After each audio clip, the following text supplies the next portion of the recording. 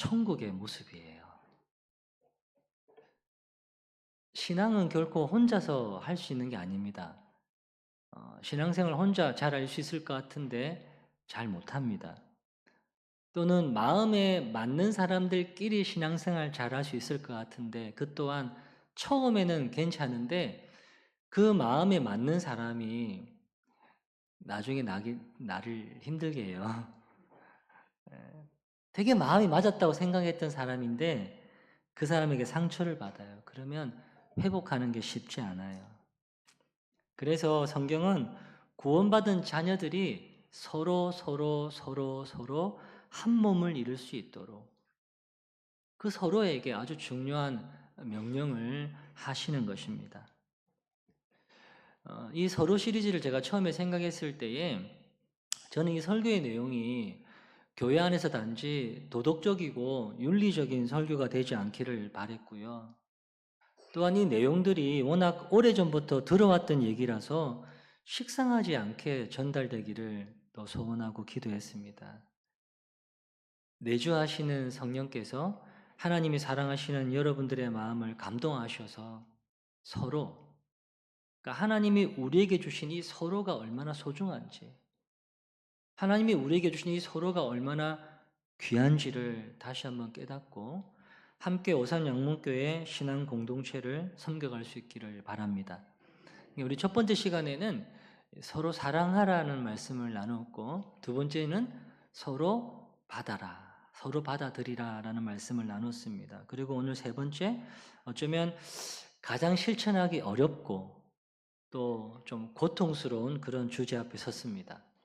서로 용서하라는 명령입니다.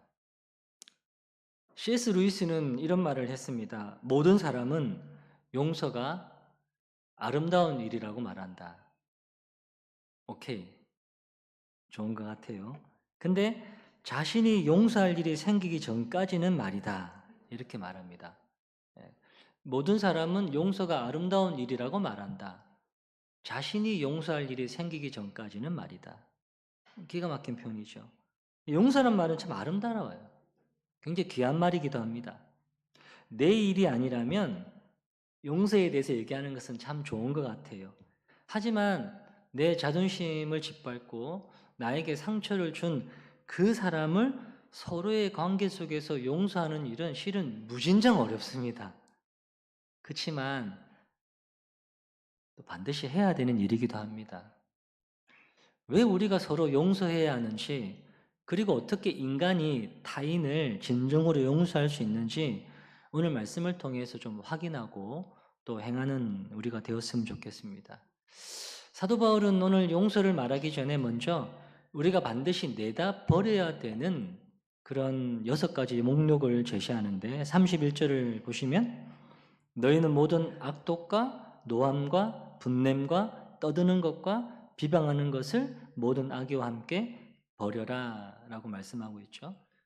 여기 바울이 나열하고 있는 이 6가지 이 죄악들은 단순히 우리 마음속에 있는 나쁜 감정의 목록들이 아닙니다. 이건 마치 암세포가 퍼져나가듯 한 사람의 내면에서 외부로 파격적인 행동으로 발전해 나가는 분노의 진화 과정을 보여주는 거예요. 한번 이 단어들의 뜻을 원어적으로 좀 살펴보면서 좀 이해를 해봅시다. 첫 번째, 악독이라는 단어예요. 이 악독이라는 단어, 피크리아는 찌르는 듯한 날카로움 또는 쓴맛을 의미합니다. 이것은 겉으로 드러나지 않고 내 마음 깊은 곳에 숨겨져 있는 원한을 말합니다. 근데 이 상처받은 기억을 계속 생각하고 계속 되새김질하면 우리 영혼에 독이 쌓여요. 이게 모든 분노의 뿌리입니다. 그잖아요. 겉으로 표현하지 않거든요. 날마다 봐야 되기 때문에. 하지만 내면에는 이미 쓴맛을 본 거예요. 이미 날카로움에 찔려서 계속 상처가 나고 피가 나고 있는 거죠. 거기다 그걸 짬짬이 계속 생각을 해요. 그러면 그게 우리 영혼에 독이 되는 거예요. 두 번째, 세 번째는 노함과 분냄인데요. 서로 비슷해 보이는데 좀 다릅니다. 노함이란 단어 니모스는 마른 지푸라기에 불이 팍 붙어서 확 타오르는 그런 격분을 말합니다. 반면 이 분냄을 다 말하는 이 오르게는 그 분노가 쉬 가라앉지 않고 내 마음속에 자리를 잡아요. 그래서 상대를 향해 지속적인 적개심으로 굳어진 상태를 말합니다.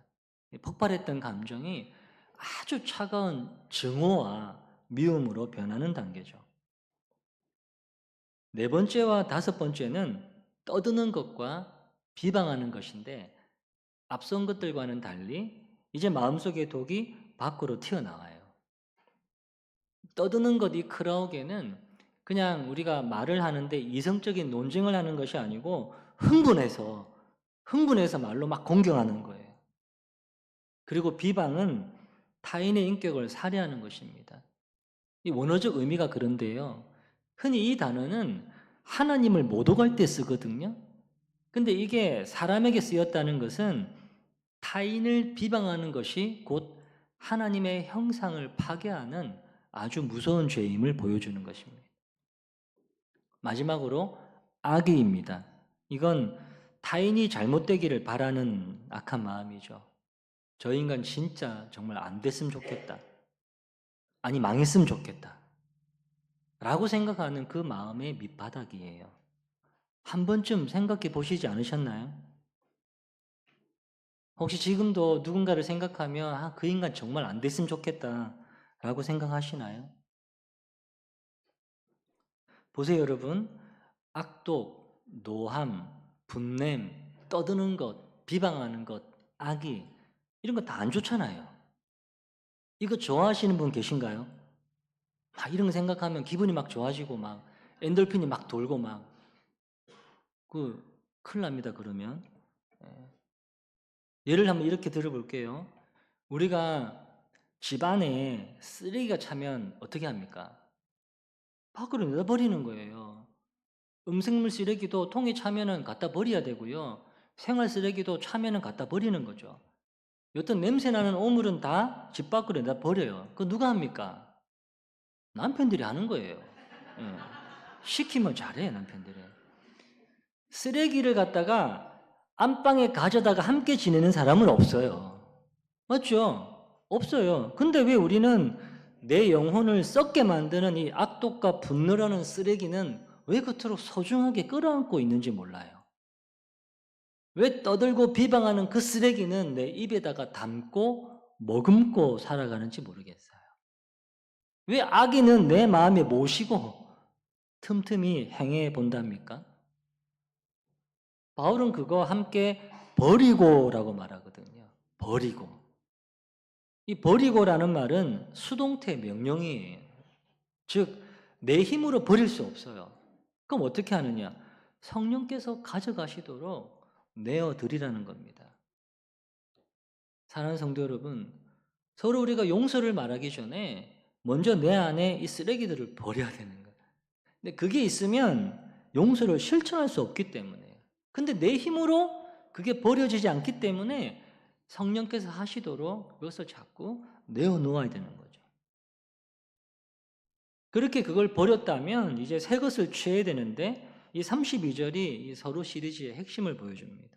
32절 한번 읽을까요? 같이 시작. 서로 친절하게 하며 불쌍히 여기며 서로 용서하기를 하나님이 그리스도 안에서 너희를 용서하신과 같이 하라.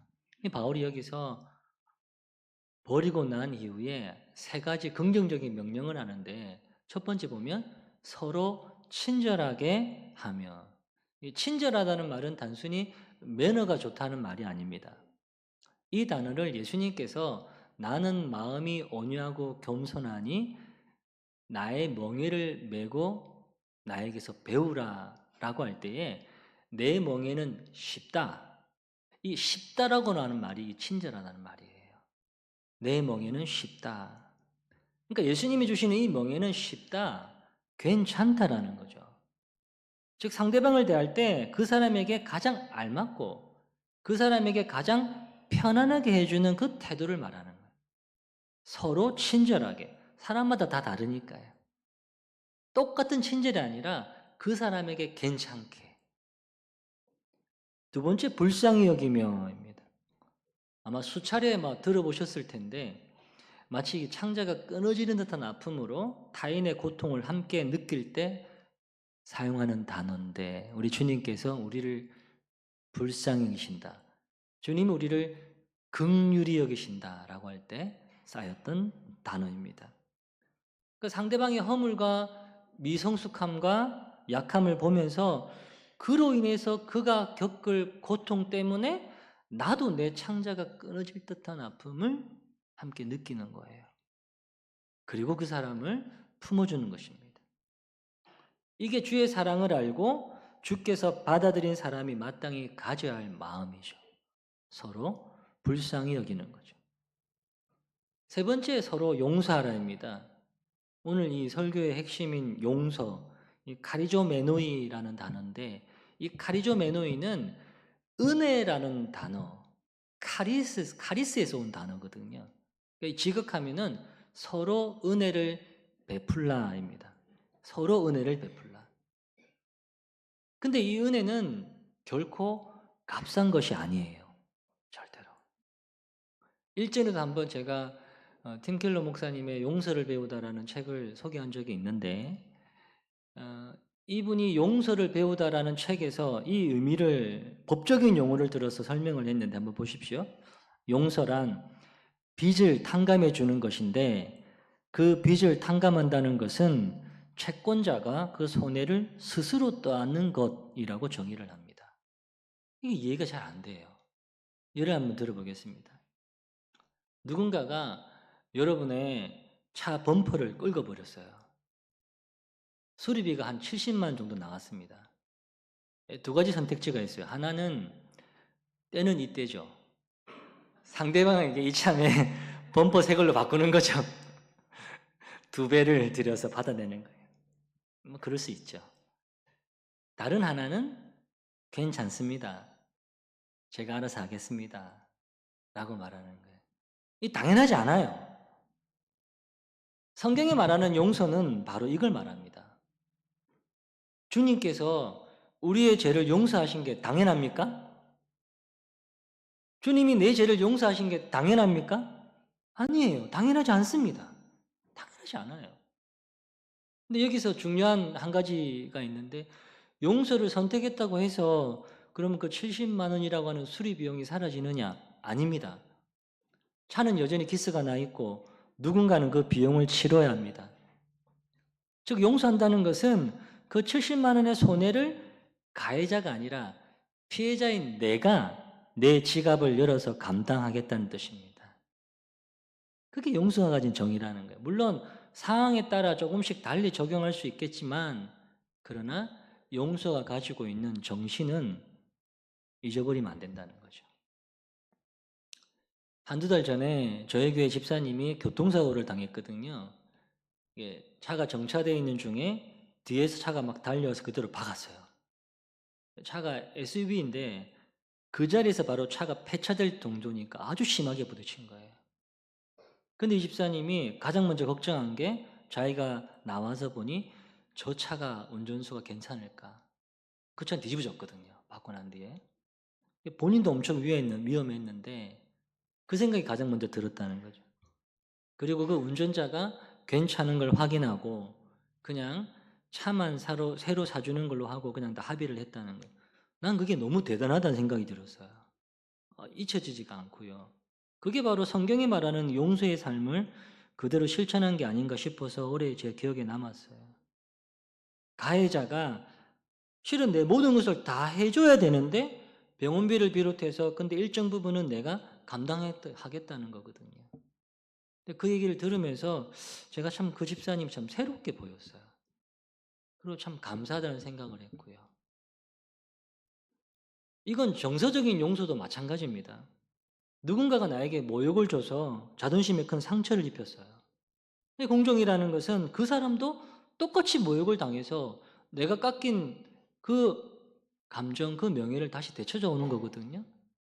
근데 용서라는 것은 내 자존심, 내 억울함, 그 상처의 비용을 상대방에게 청구하지 않고 내가 고스란히 끌어안고 감내하는 거거든요. 하나님은 우리의 죄값을 우리에게 청구하지 않으셨어요. 하나님께서 친히 그 죄값을 끌어안고 감내하셨다는 말이에요. 팀 켈러는 그 책에서 다시 이렇게 말합니다. 진정한 용서는 그래서 고통을 동반합니다. 갚아야 하는 당연한 의무를 포기하고 그 빚을 내가 대신 떠안았기 때문입니다. 그러므로 용서는 일종의 대속적 고통입니다. 많은 분들이 용서를 그냥 잊어버리는 것이라고 생각합니다. 아닙니다. 용서는 잊는 것이 아니라 기억나지만 청구하지 않는 것입니다. 억울하지만 그 고통의 값을 내가 대신 치르는 것입니다. 이것이 성경이 말하는 카리조메노이, 용서, 은혜를 베푼다라는 것입니다. 그렇다면 우리는 왜 이렇게 손해보는 장사를 해야 되는가? 왜 내 속이 타들어가면서까지 상대를 용서해야 하는가? 여러분, 사람이 하는 그런 행위 중에 무서운 특징 중 하나가 한 번 내뱉은 말, 한 번 저지른 행동은 다시 주워 담을 수 없다는 겁니다. 다시 주워 담을 수가 없어요. 그런 경험도 있으실 거예요. 아, 그때 내가 정말 그때 그 말을 안 했어야 되는데. 아, 내가 그때 그 행동을 안 했어야 되는데. 사람은 그래서 자신이 과거에 한 말과 행동에 묶여 있어요. 거기에 끌려다닐 수밖에 없는 존재라는 거예요. 지난 새벽에 묵상했던 요한복음의 수가성 여인도 마찬가지예요.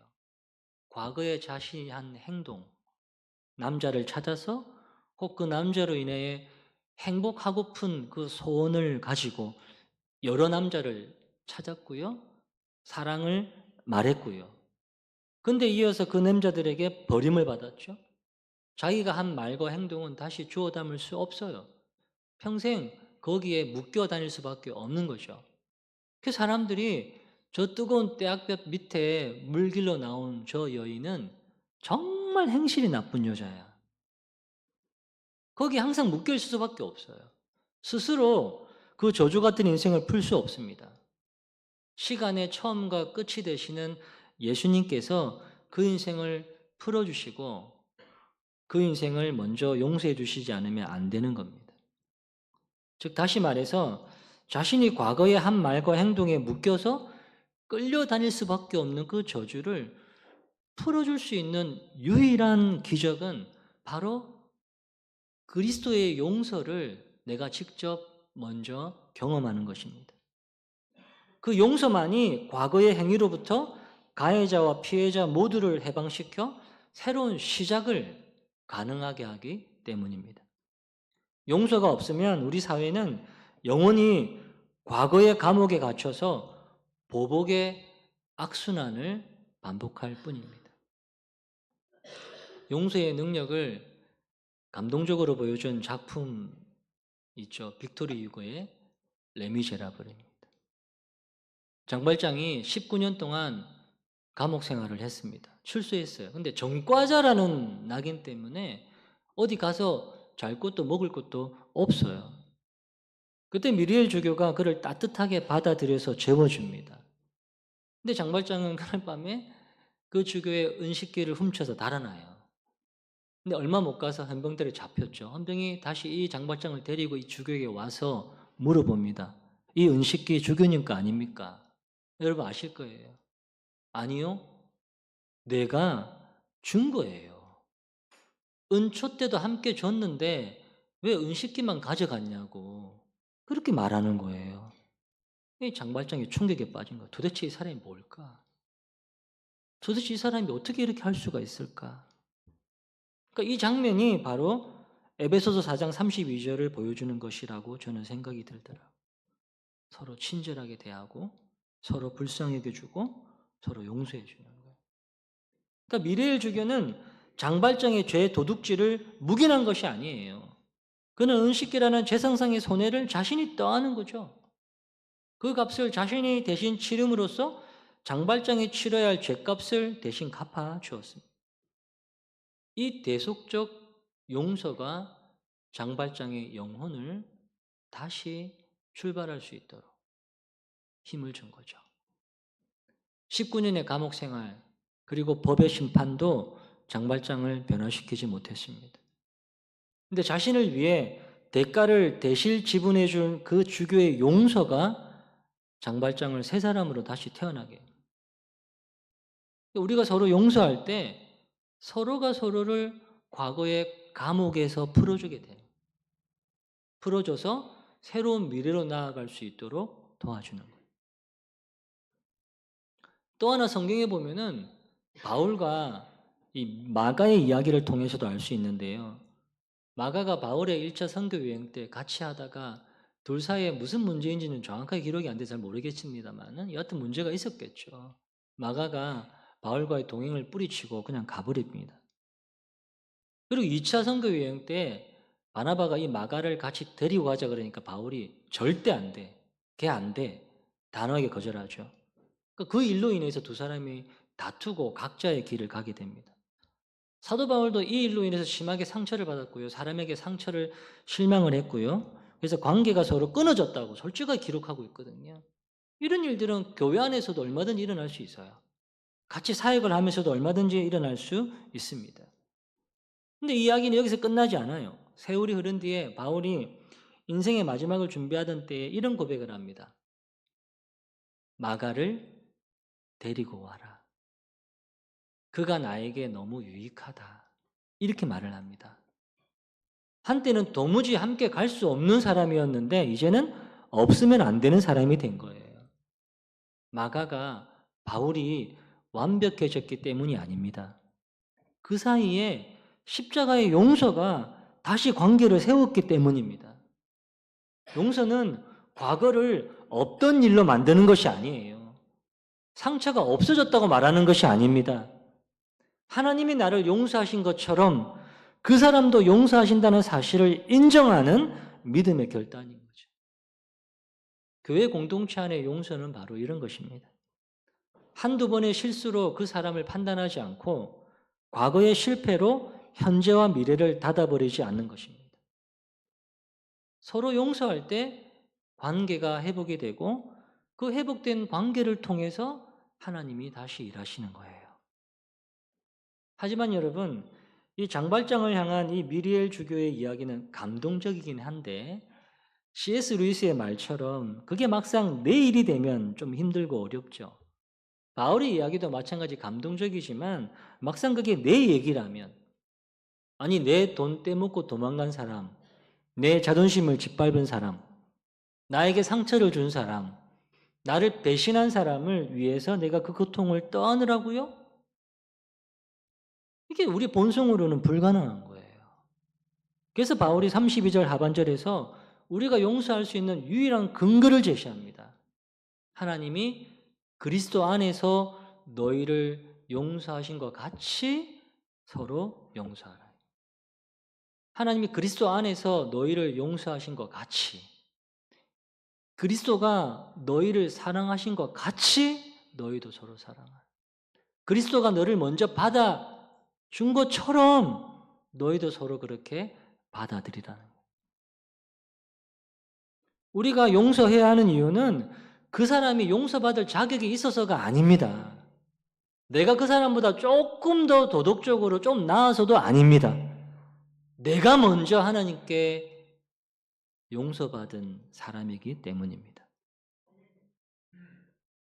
하나님이 나를 용서하신 것처럼 너희도 그렇게 서로 용서하라는 것입니다. 창세기 요셉을 보십시오.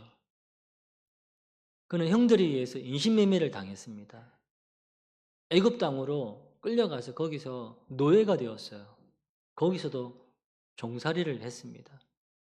이후에 이 요셉이 총리가 되어서 이제 뭔가 힘을 가졌어요. 그리고 형들을 만났을 때 요셉에게는 복수할 힘과 명분이 다 있었습니다. 그렇지만은 그렇게 하지 않았습니다. 오히려 그 형들을 위로하고 그들의 생계를 책임졌습니다. 요셉이 인격이 좋아서 했을까요? 아닙니다. 그는 자신에게 닥친 인생의 고난과 그 모든 악을 하나님께서 선으로 바꾸셔서 자신을 구원하시고 가족을 구원하시려는 하나님의 섭리를 보았기 때문입니다. 그래서 우리가 앞서 나누었던 사랑도 받아들임도 마찬가지인데요. 이 용서는 그저 감정의 문제가 아니라 시선의 문제예요. 만약에 내 시선이 나에게 상처 준 사람에게 머물러 있으면 절대로 용서할 수 없어요. 그러나 내 시선이 나를 구원하신 하나님, 합력하여 선을 이루시는 하나님의 섭리를 향할 때 우리는 비로소 나에게 닥친 고난을 해석할 수 있고 상대를 용서할 수 있는 힘을 얻게 됩니다. 사랑하는 여러분, 하나님께서 우리를 어떻게 용서하셨습니까? 하나님께서 너희의 죄를 없던 것으로 치자 이렇게 말만 하지 않으셨죠. 만약 그랬다면 하나님의 공의는 그냥 무너졌을 거예요. 죄는 반드시 대가를 치러야 됩니다. 하나님은 우리의 죄값을 대신 치르시기 위해서 친히 사람의 몸을 입고 이 땅에 오셨습니다. 그 예수 그리스도는 십자가에서 우리 모든 죄의 빚을, 그 저주와 고통을 온 몸으로 받으셨습니다. 십자가 위에서 저들을 사하여 주옵소서라고 기도하셨을 뿐만 아니라 실제로 창에 찔리고 못 박히며 그 죄의 대가를 지불하셨습니다. 우리가 받은 구원은, 우리가 얻은 용서는 거저 받은 거지만 그 구원을 주시기 위해서 하나님은 자신의 전부를 지불하셨습니다. 이것이 32절에서 말하고 있는 하나님이 그리스도 안에서 하신 일입니다. 말씀을 맺겠습니다. 세상 사람들은 복수하는 것을 되게 멋있게 생각합니다. 누구는 복수를 정의라고까지도 말합니다. 받은 만큼 돌려주는 것, 공정이라고 말합니다. 그러나 교회는 다릅니다. 교회는 받은 상처를 되돌려주지 않고 그 고통을 내 안에서 십자가의 사랑으로 녹여내는 곳입니다. 빚을 갚으라고 독촉하는 것이 아니라 내가 그 빚을 대신 갚겠습니다 라고 선언하는 것입니다. 팀켈러의 책에 이런 내용이 있습니다. 용서하지 않는 사람은 자신이 피해자라는 감옥에 영원히 갇히게 된다. 그러나 용서하는 사람은 십자가의 고통을 통과하여 부활의 자유로 나아간다. 다시 한번 제가 읽어드릴게요. 용서하지 않는 사람은 자신이 피해자라는 감옥에 영원히 갇히게 된다. 그러나 용서하는 사람은 십자가의 고통을 통과하여 부활의 자유로 나아간다. 지금 여러분의 마음에 떠오르는 얼굴이 있습니까? 도저히 용서가 안 되는 한 사람이 있습니까? 어떻게 하면 좋을까요, 여러분? 그 사람을 보는 게 아니라 예수님을 보셔야죠. 그 시선이 그 사람에게 가 있는 것이 아니라 그 사람이 향한 일이 아니라 나를 위해서 십자가에서 모든 저주를 다 받으신 그 예수님을 바라고 내 힘으로는 할 수 없어요. 내 힘으로 할 수 없기 때문에 내 안에 계신 성령님을 의지하여 주님 제가 그 빚을 하나님께 맡깁니다. 그 사람을 놓겠습니다. 십자가 앞에서 사랑과 받으심을 먼저 받은 나에게 말입니다. 여러분, 서로 친절하십시오. 그 사람에 맞게끔 괜찮다. 서로 친절하게. 그리고 서로를 불쌍히 여겨주십시오. 그리스도가 나를 긍휼히 여겨주신 것처럼. 그리고 하나님이 그리스도 안에서 나를 용서하신 것처럼 서로를 그렇게 용서해 주십시오. 과거의 감옥에서 나와서 새로운 미래로 가야 되지 않겠습니까? 우리 같이 찬양하고 같이 기도하기를 원하는데요. 우리가 서로 사랑하자라는 찬양인데 여러분들이 다 잘 부르시지만은 혹시 모르실까봐 먼저 우리 임 목사님이 한번 이 찬양을 부르고 여러분들이 같이 또 한번 이어서 부르도록 하겠습니다. 네.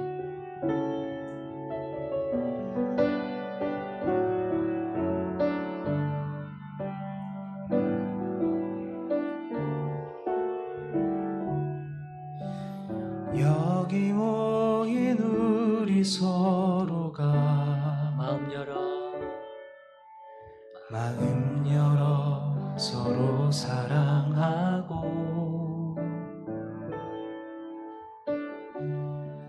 서로를 돌아보며 주의 나라를 이곳에 이루어내기를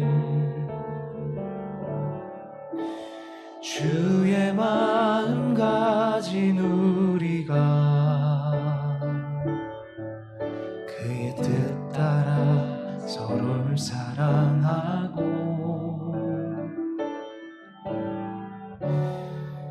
모두를 품어내며 그의 나라를 이곳에 이루어내기를 오라 우리가 서로 사랑하자 우리가 주를 찬양하자 주가 우릴 사랑하라 하셨으니 그 사랑으로 우리 사랑하자. 함께 부를까요? 여기 모인 우리 모두가 여기 모인 우리 모두가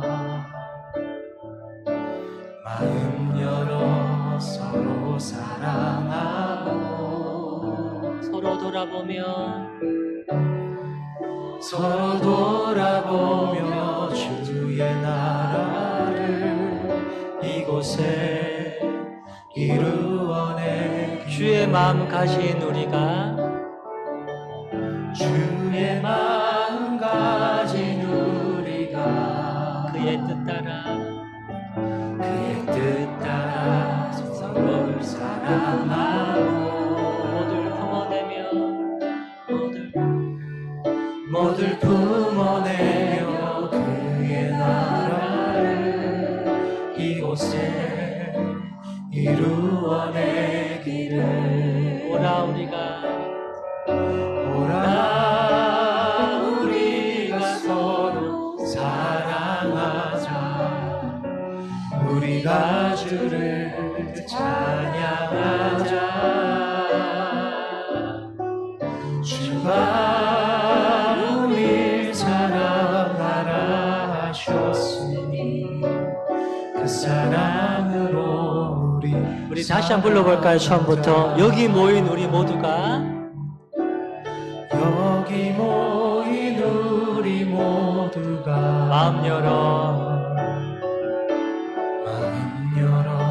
서로 사랑하고 서로 돌아보며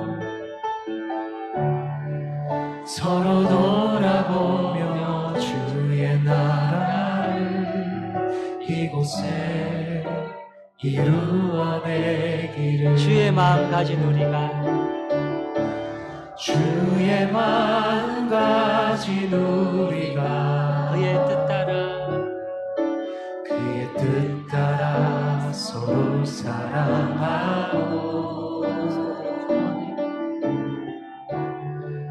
모두를 품어내며 그의 나라를 이곳에 이루어내기를 오라 우리가 서로 사랑하자 오라 우리가 서로 사랑하자 우리가 주를 찬양하자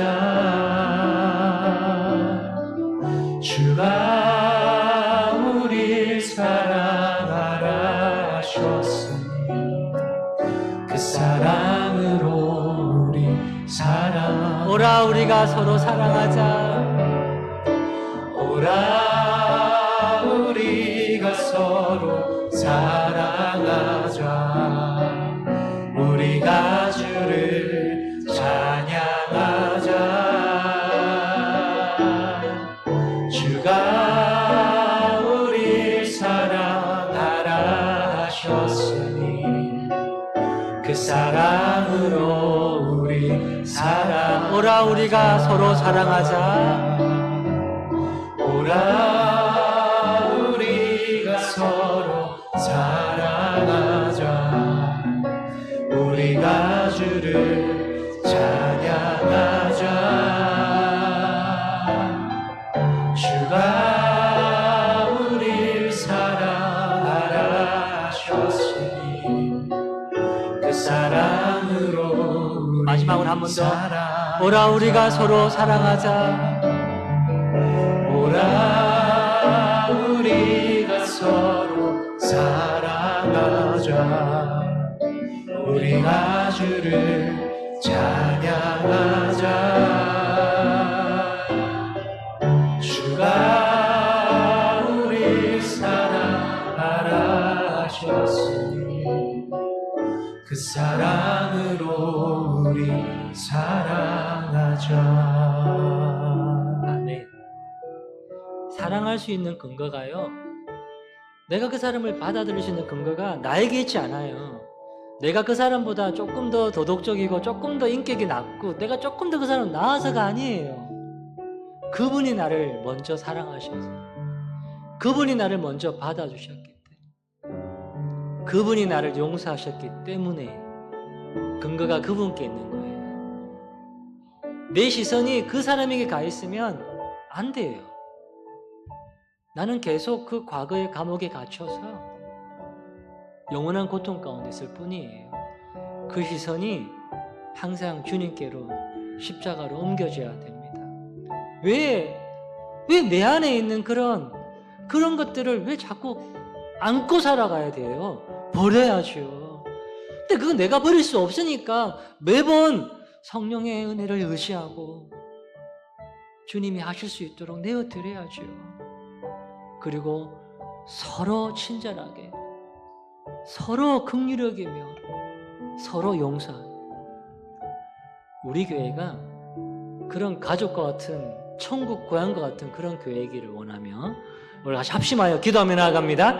하나님 아버지 감사합니다. 주님, 오늘도 거룩한 주일날 주님이 우리를 부르셔서 이 자리에 세워주셔서 감사합니다.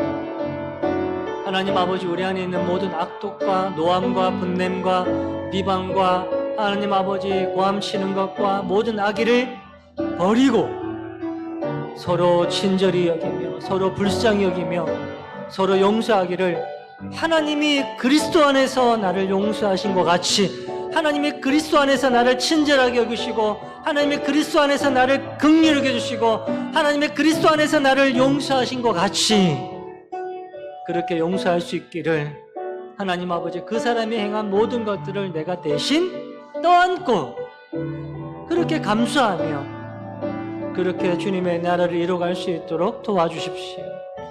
아버지 하나님, 오저 이 일이 너무나도 힘들고 어려운 고통을 감수해야 되는 일인 줄로 믿습니다.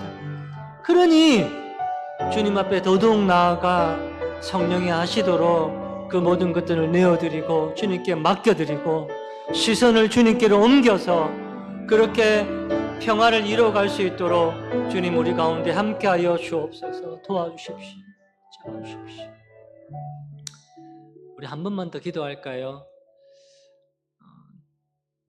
명절은 그런 것 같아요. 어떤 사람에게는 참 따뜻하고 행복한 시간인데 또 어떤 사람에게는 참 힘든 시간일 수도 있거든요.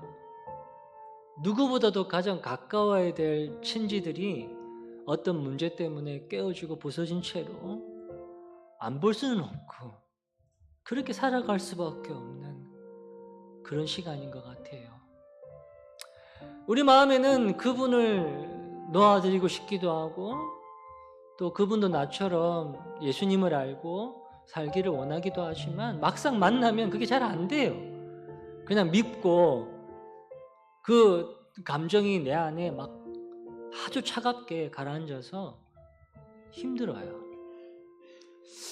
어떻게 하면 좋을까요, 여러분? 명절을 다시 안 만나면 돼요? 아니잖아요. 안 가면 돼요? 아니잖아요. 주님이 하실 수 있도록, 나는 못하지만 주님이 하실 수 있도록, 주님이 그 마음을 녹여주시고 주님이 그 마음을 다시 품어줄 수 있도록, 어쩌면 나에게 아주 큰 고통이 수반되는 일이기도 하지만 그러나 감내하셔야 되죠. 그래야지만 그 자리에 하나님의 평화의 나라가 임할 것입니다. 우리 한번 기도하실 때에 그분을 축복하면서 우리의 만남 가운데 하나님의 은혜가 임하기를, 우리 친지들의 모임 가운데 하나님의 평강이 임하기를, 서로 친절히 대하고 서로 긍휼히 여기고 서로 용서하신 하나님이 나를 그렇게 해주신 것처럼 그렇게 나도 그렇게 하기를, 우리 같이 한번 가족들을 위해서 한번 합심하여 기도하며 나아갑니다. 하나님 아버지, 고맙고 감사합니다. 설날 연휴를 또 한번 맞이하게 되었습니다.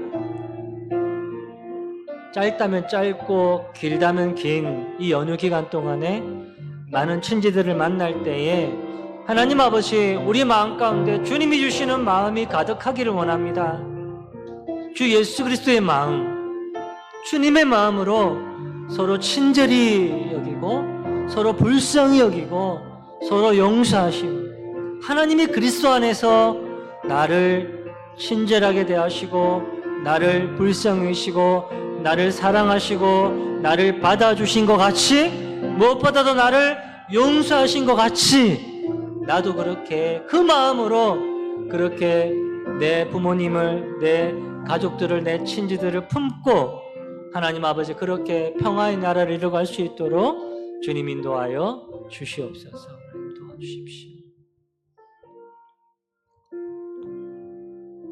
하나님이 그리스도 안에서 하신 일, 어떻게 우리가 그것을 잊을 수 있겠습니까? 하나님이 그리스도 안에서 하신 그 일을 어떻게 성도된 우리가 그 일을 잊어버릴 수 있겠습니까?